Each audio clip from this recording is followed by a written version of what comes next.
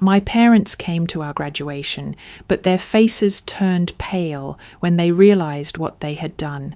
I'm Madison, and this is the story of how being called the strong one nearly broke me, until I proved them devastatingly wrong. It started when I was 12 years old. My sister Emma had just begged our parents for piano lessons, and within a week they'd bought her a beautiful upright piano and enrolled her with the best teacher in town. The monthly lessons cost $300, but they said it was an investment in her future. That same week, I asked if I could learn guitar. Dad looked at me with that familiar expression, the one that said I was asking for something I didn't really need. Madison, you're different from Emma, he said, ruffling my hair. You're resourceful. You figure things out on your own. That's your strength. So while Emma practiced scales in our living room with her expensive teacher, I taught myself guitar watching YouTube videos on our old family computer. I practiced in the garage with a $20 acoustic guitar I'd bought with my allowance money saved over 6 months. The strings cut into my fingers until they bled, but I kept playing. I taught myself Wonderwall, then Blackbird, then songs I made up myself. When Emma struggled with a piece, our parents would sit with her for hours, encouraging her, helping her work through the difficult passages. When I struggled with a particularly challenging chord progression, I worked through it alone in the garage until my fingers found their way. 4 years later, on my 16th birthday, the pattern became crystal clear. Emma's 15th birthday had been a celebration. 30 friends, a DJ, catered food, and a cake that cost more than most people spend on groceries in a week. When my 16th birthday arrived, I woke up to a single cupcake on the kitchen counter with a candle stuck in it. "Happy birthday, sweetheart," Mum said, kissing my forehead. "I know you're not into big parties like Emma. You've always been more independent." Independent. That word again. It wasn't that I didn't want a party, I'd just never been asked. They'd assumed I didn't need or want what Emma got naturally. I smiled and blew out the candle, making a wish I knew wouldn't come true. The defining moment came when I was 17. It was a Tuesday evening in March, and I was in my room doing calculus homework when a sharp pain hit my lower right side. At first, I thought it was just a cramp from sitting too long, but within an hour, the pain was so intense I could barely stand up straight. I stumbled downstairs to find the house empty except for a note on the kitchen counter. Gone to Emma's recital, back around 10, leftover pasta in the fridge. Love you. The pain was getting worse. I called Mum's cell phone, but it went straight to voicemail. Of course, they always turned their phones off during Emma's performances. I tried Dad's phone. Same thing. By 9:30, I was doubled over in pain and sweating despite the cool evening air. I knew something was seriously wrong. I called an Uber to take me to the emergency room, hands shaking as I typed in my home address. The ER doctor took one look at me and ordered immediate tests. "Classic appendicitis," he said 3 hours later. "You need surgery right now. Good thing you came in when you did. Another few hours, and it could have ruptured." I was wheeled into surgery at midnight, completely alone. The last thing I remember before the anaesthesia kicked in was asking the nurse to try calling my parents again. She promised she would, but when I woke up 6 hours later, I was still alone. Mom and Dad rushed into my hospital room at 8 in the morning, still in their concert clothes from the night before. They'd gotten home to find my note explaining where I was. "Oh, honey, we're so sorry," Mom said, tears in her eyes. "We had no idea. Are you okay?" I really looked at them, and felt something shift inside my chest. Not anger exactly, something quieter and more final, understanding. "I'm fine," I said, my voice hoarse from the breathing tube. "I'm always fine." Dad squeezed my hand. "That's our Madison. You're so strong. We knew you'd handle it." Even lying in a hospital bed with fresh surgical scars, I was expected to be strong, to handle it, to not need what Emma would need in the same situation. That moment in the hospital room was when I truly understood my place in our family. I wasn't the daughter who got help. I was the daughter who didn't need it. 3 years later, senior year arrived with its cascade of college applications and financial aid forms. Emma, now a senior alongside me due to being held back a year in elementary school, had her heart set on Northwestern University. The tuition was $60,000 a year. "It's her dream school," Mum explained as they wrote another check to Emma's college counsellor, a woman they'd hired for $5,000 to help craft the perfect application. "We want to give her every opportunity to succeed." I was sitting at the kitchen table, filling out my own applications on my laptop. The same laptop I'd bought with money from my part-time job at the local coffee shop. I'd researched every school myself, written every essay myself, and was navigating the maze of financial aid entirely alone. "What about Madison's applications?" Emma asked one evening at dinner. It was one of the few times she'd ever acknowledged that I might need something too. Dad looked at me with that familiar expression. "Madison's got it covered. She's always been more independent than you, Em. She doesn't need the same level of support." The words hit me like cold water, not because they were cruel. They weren't meant to be. They were worse than cruel. They were genuinely how my parents saw me. I was the daughter who didn't need support, the daughter who had it covered, the daughter who was strong enough to figure it out alone. When acceptance letters started arriving in March, Emma got into Northwestern with a partial scholarship.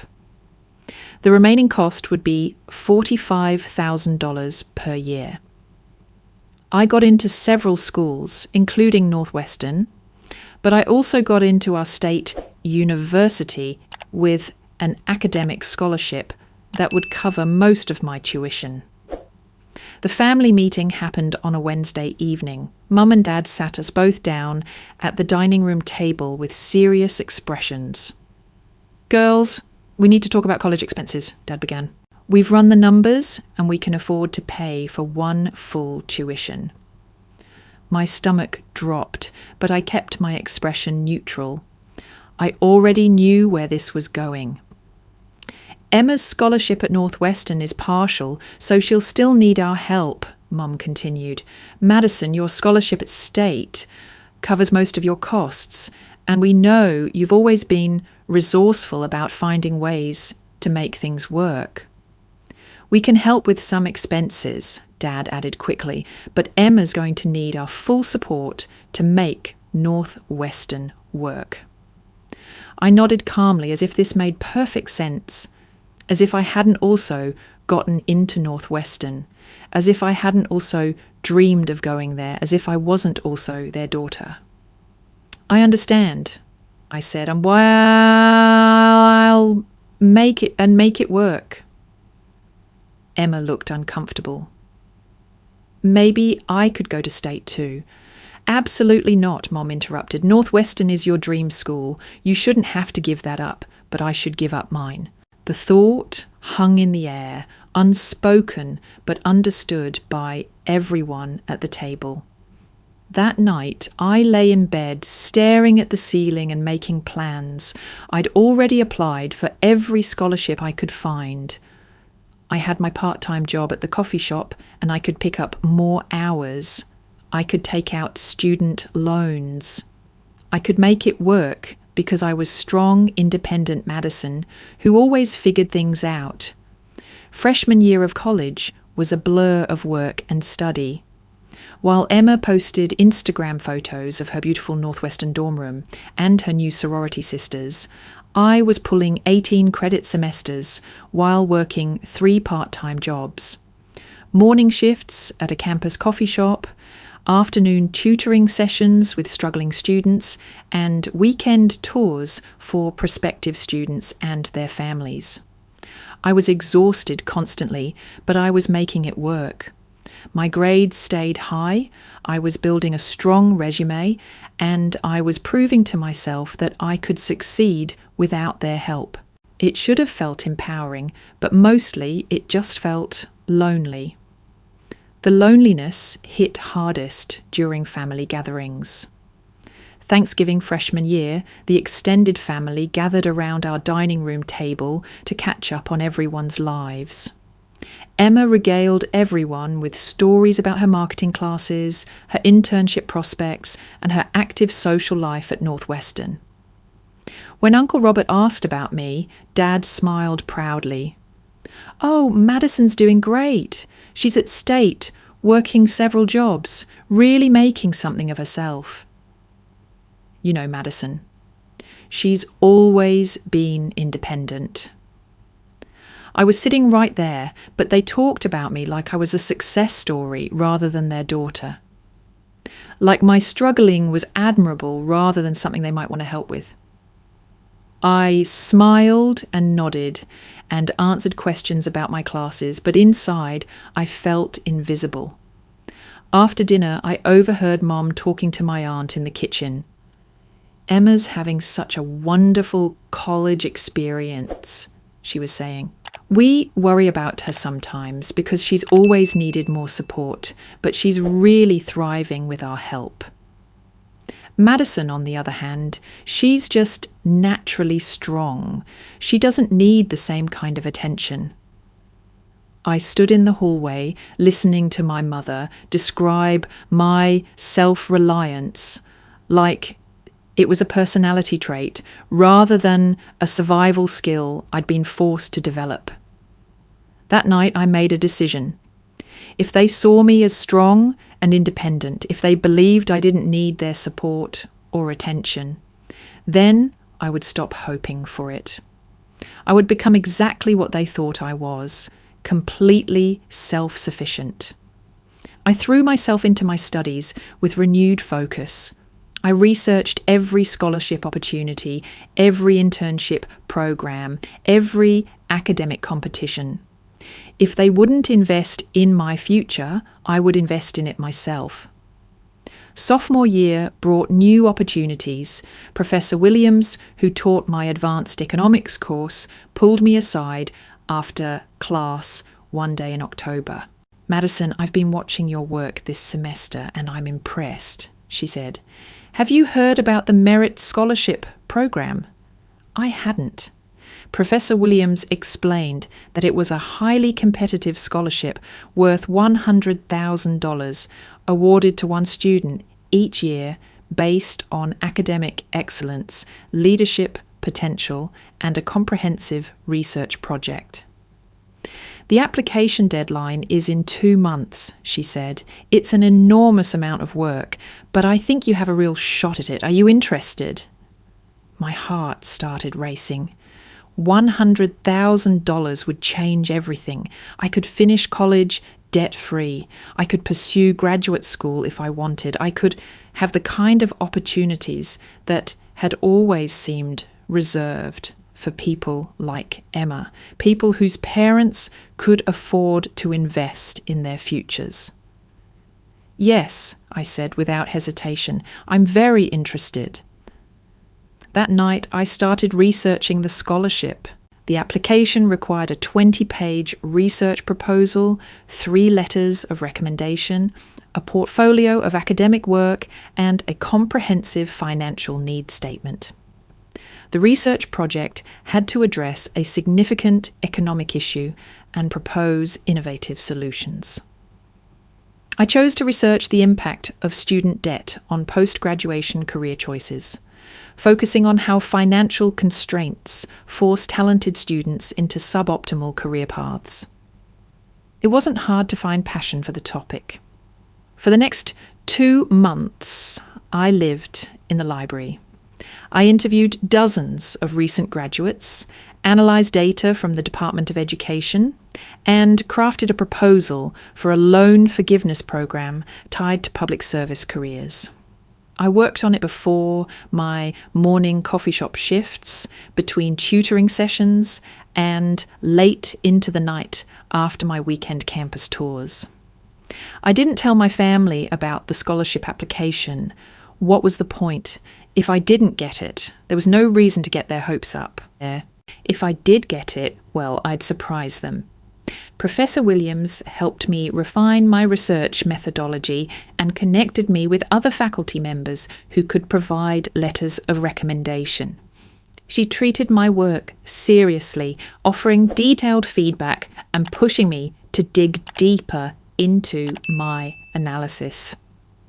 "This is graduate level research, Madison," she told me during one of our weekly meetings. "You're developing real expertise in this area."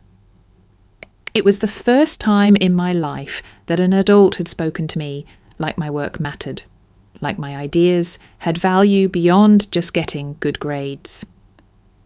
Professor Williams saw potential in me that went beyond being strong or independent. She saw me as someone capable of making meaningful contributions to important conversations. The scholarship application deadline was December 15th. I submitted my materials online at 11:47 p.m. on December 14th, after one final proofread in the library. My hands were shaking as I clicked submit. Now came the waiting. The winners would be announced in March, just before graduation. I tried not to think about it, tried not to build up hope, but I couldn't help imagining what it would feel like to win, to have someone recognise that I was worth investing in. Spring semester brought another surprise. Professor Williams recommended me for a summer internship program with Goldman Sachs. The program was highly selective. Only 20 students from across the country were chosen each year. If selected, I would spend 10 weeks in New York City working on real financial projects and potentially earning a full-time job offer upon graduation. The application process was intense, multiple rounds of interviews, case study presentations, and networking events. But something had shifted in me over the past year. Working on the scholarship application had taught me to articulate my value, to speak confidently about my achievements, and to see myself as someone worth betting on. I got the internship. The phone call came on a Wednesday afternoon in February. I was walking across campus between classes when my phone rang with a New York number. "Madison, this is Jennifer Chen from Goldman Sachs. I'm calling to offer you a position in our summer analyst program." I stopped walking. Students flowed around me on the sidewalk like water around a stone. "We were impressed by your application and your performance in the interview process," she continued. "We'd like to offer you the position. And I'm also authorised to let you know that if your performance during the summer meets our expectations, we'll be extending a full-time offer for after graduation. The starting salary would be $120,000. $120,000. I had never imagined making that much money, not right out of college. It was more than my parents made combined. "Thank you," I managed to say. "I accept." After I hung up, I stood on the sidewalk for a long moment, watching my classmates hurry to their next classes. I thought about calling my parents to share the news, but something stopped me. This achievement felt too precious to risk having it minimised or explained away. Instead, I called Professor Williams. "Madison, that's incredible," she said when I told her about the internship and job offer. "This is exactly the kind of opportunity you deserve. You've worked so hard for this." "You deserve this?" Those words hit me like a revelation. When had anyone ever told me I deserved something good? That evening I sat in my tiny dorm room and made another decision. I wouldn't tell my family about the internship or the potential job offer. Not yet. If they'd taught me anything, it was that my achievements were mine to manage alone. Graduation was 2 months away. The merit scholarship winners would be announced at the ceremony. Whatever happened, I would face it on my own terms, the way I'd learned to face everything else. For the first time in my life, I was excited to see what I could accomplish when the only person I had to prove myself to was me. The call came on a Friday morning in March, 3 weeks before graduation. I was at my campus coffee shop job pulling shots of espresso for the usual crowd of stressed students cramming for finals when my phone buzzed with an unknown number. "Madison Thompson?" The voice was official formal. "Yes, this is Madison. This is Dr. Patricia Hernandez from the University Merit Scholarship Committee. I'm calling to inform you that you've been selected as this year's Merit Scholar recipient. Congratulations." I nearly dropped the phone. The espresso machine hissed behind me as steam escaped, but I barely heard it. Around me, the coffee shop continued its normal Friday morning chaos, but everything felt suspended. "The award ceremony will take place during your graduation ceremony," Dr. Hernandez continued. "We'll need you to arrive 30 minutes early for a brief rehearsal. And Madison, your research proposal was exceptional. We had over 800 applicants this year, and yours stood out as truly innovative work." After I hung up, I stood behind the counter in a daze. A customer was asking for a latte, but I couldn't process the words. $100,000, the merit scholarship. I had actually won. My supervisor, Jake, noticed me standing motionless. "You okay, Madison? You look like you've seen a ghost." "I'm fine," I said automatically, the phrase I'd been trained to say my entire life. "Just tired." But I wasn't fine. I was overwhelmed by an emotion I couldn't quite name. Relief, maybe? Vindication. For the first time in my life, someone had looked at my work and decided I was worth a significant investment. I finished my shift in a blur, mechanically making drinks while my mind raced. Should I tell my family? The ceremony was in 3 weeks. They'd already made plans to attend Emma's graduation, our graduation, technically, since we were finishing together despite being born a year apart. They'd booked a hotel room and made dinner reservations at Emma's favourite restaurant. I decided to wait. Let it be a surprise. The next 3 weeks passed in a strange twilight state. I continued working my jobs, finishing my final projects, and preparing for graduation like nothing had changed. But everything had changed. I walked around campus carrying this enormous secret, this life-altering piece of news that no one in my family knew about. Emma was stressed about her post-graduation plans. She'd been applying for entry-level marketing positions, but hadn't secured anything yet. Our parents reassured her constantly that she had time to figure things out, that the right opportunity would come along. "Maybe you could move back home for a few months while you job hunt," Mum suggested during one of our weekly family phone calls. "There's no rush." No one asked about my post-graduation plans. They assumed I had it figured out, as always. The night before graduation, our extended family arrived in town.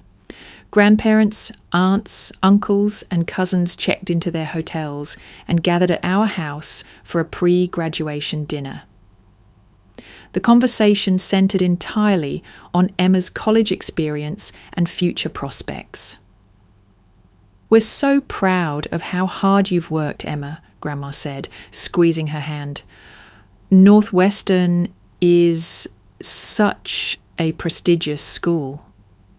"And she made Dean's List twice," Mom added proudly. I had made Dean's List every semester, but that wasn't mentioned. I sat at the dinner table picking at my food and listening to them discuss Emma's accomplishments. Tomorrow, everything would change. Tomorrow they would finally see what I had been building in silence. That night, I couldn't sleep. I lay in my childhood bedroom, looking at the glow-in-the-dark stars I'd stuck to the ceiling when I was 10 years old. In less than 12 hours, I would walk across that stage, and everything my family thought they knew about me would shift. I wasn't nervous about the ceremony itself. I was nervous about what would come after.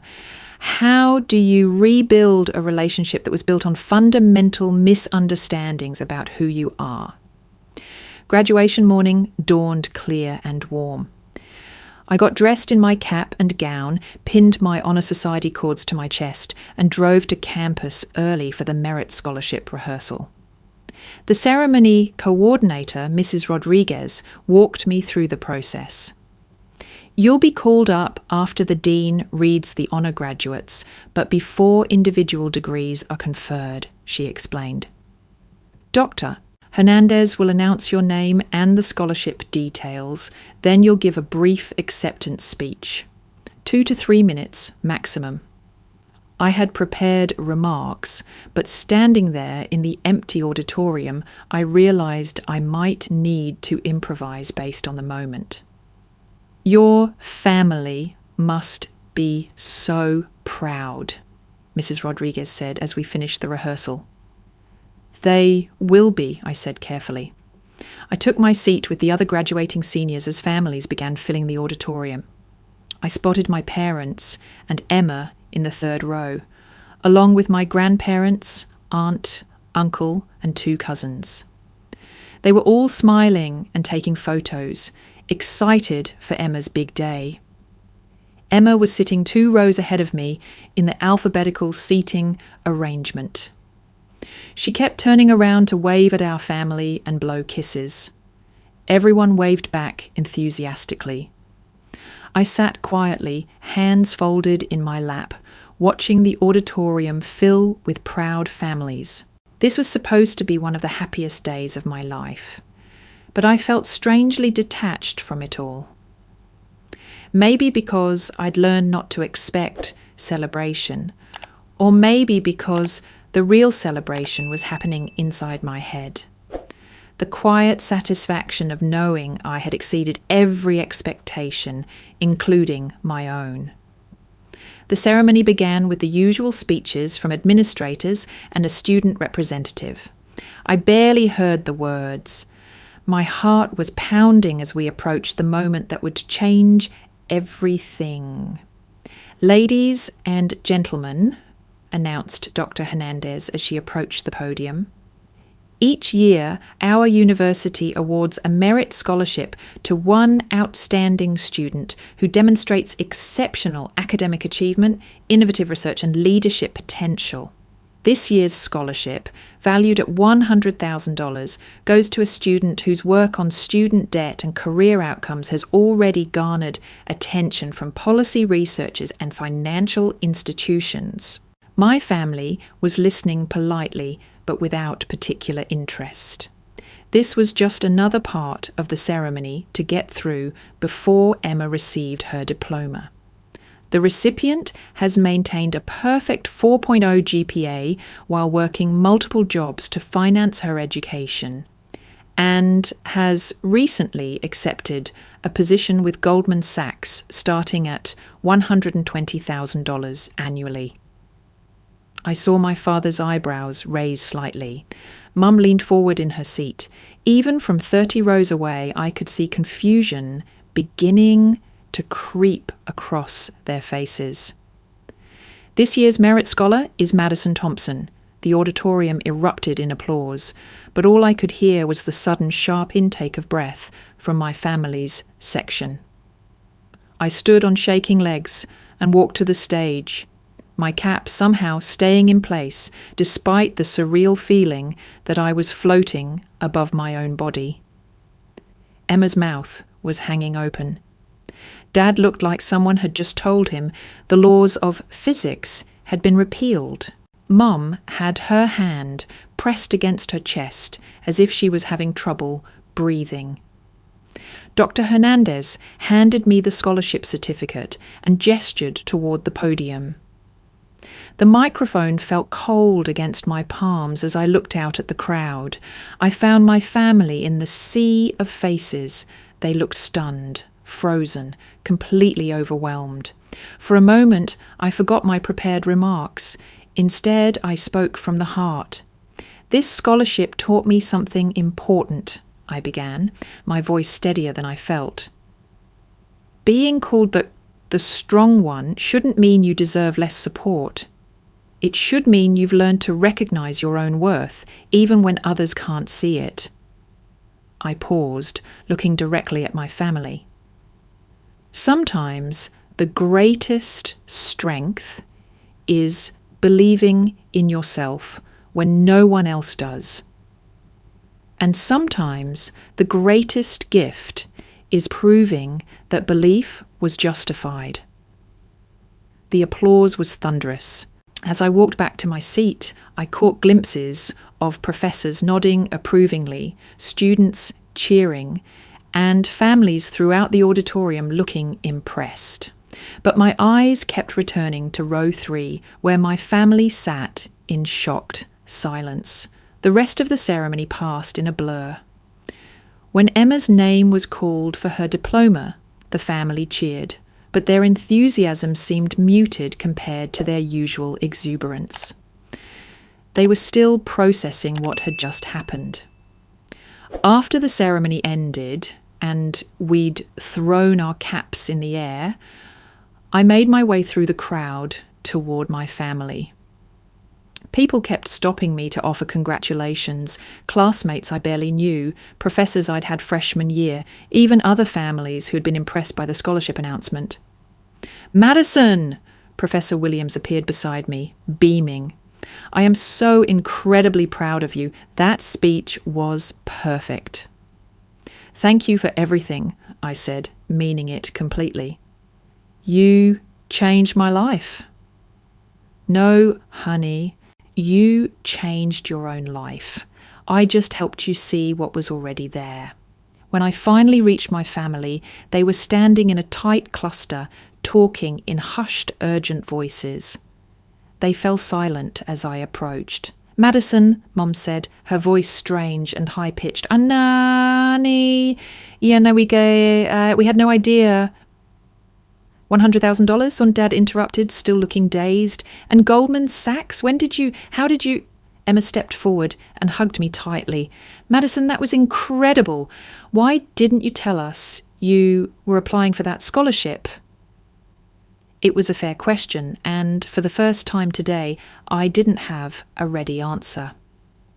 "I didn't want to get anyone's hopes up," I said, finally.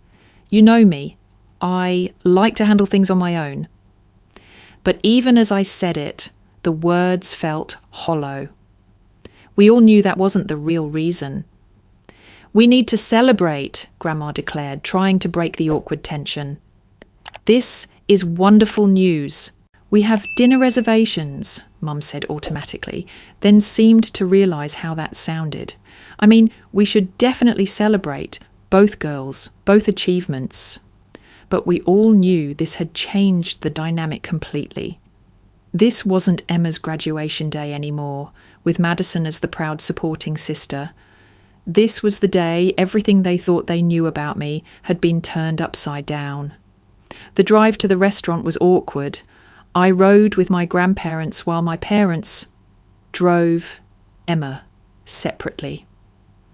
Grandpa kept asking me questions about Goldman Sachs and the scholarship research, But I could tell he was also confused about why this was the first time he was hearing about any of it. "Your parents must be over the moon," Grandma said. "They're surprised," I said diplomatically. At the restaurant, the conversation was stilted and strange. Everyone was trying to act normal, but nothing felt normal. The reservation had been made for Emma's celebration, and the restaurant had even prepared a congratulations cake with her name on it.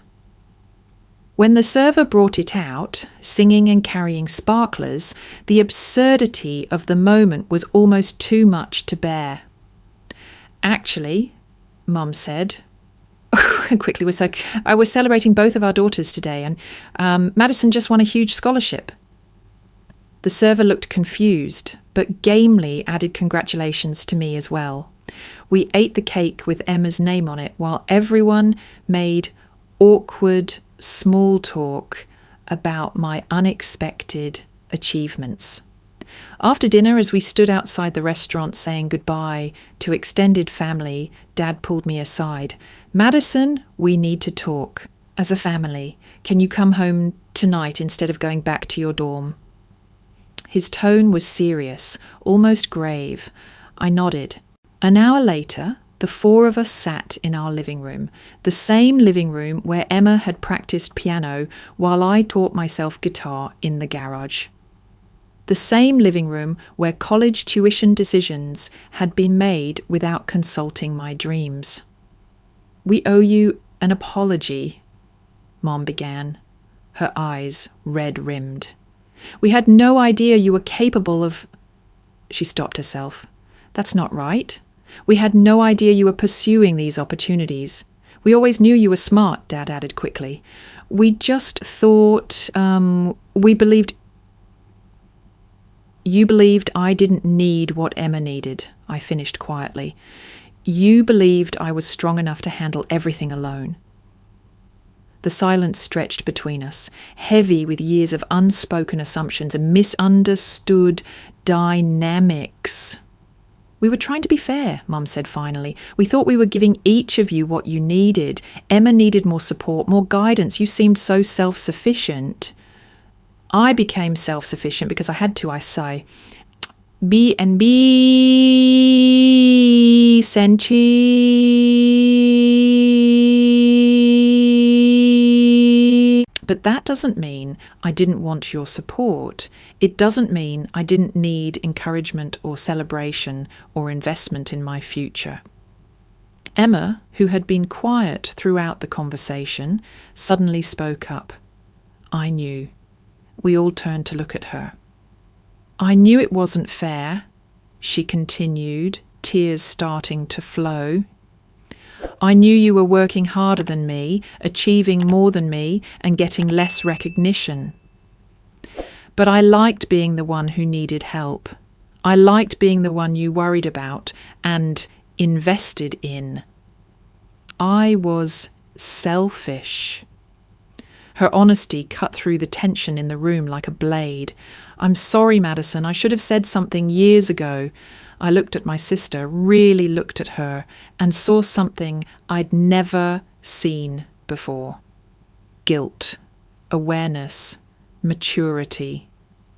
"Thank you for saying that," I said. "That means a lot." Dad cleared his throat. "What can we do now? How can we make this right?" It was a good question, but I wasn't sure there was a simple answer. The relationship patterns we'd established over 2 decades couldn't be undone with a single conversation. "I don't know," I said honestly. "I'm moving to New York in August for the job. Maybe some distance will help us figure out how to be a family differently." Mum's face crumpled. "Are you cutting us out of your life?" "No," I said quickly.